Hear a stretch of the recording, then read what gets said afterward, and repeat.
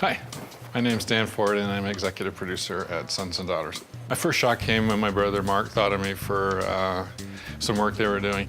Production companies have merged and they needed to move everything from one company to another company.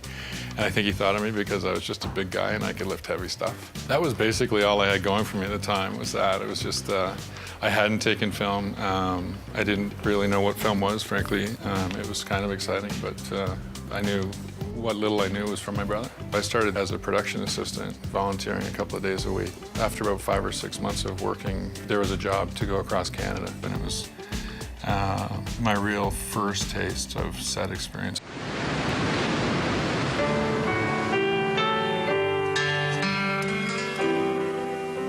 The director is a very talented guy, more talented when he smoked a little bit of weed. He'd get inspired, creatively inspired.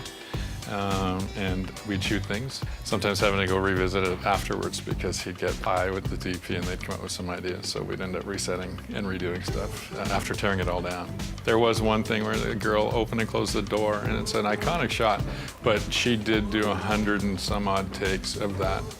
I fell soundly asleep watching it, I have to be honest. I do remember it, like waking up and realizing we're on take 50-something and then falling back asleep.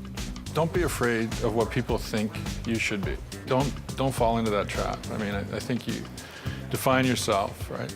Listen, pay attention. This is a business that needs that for sure, but ultimately be your own person, sort of figure out how to fit in. I'd like to thank my brother Mark for my first shot. Thanks, bro.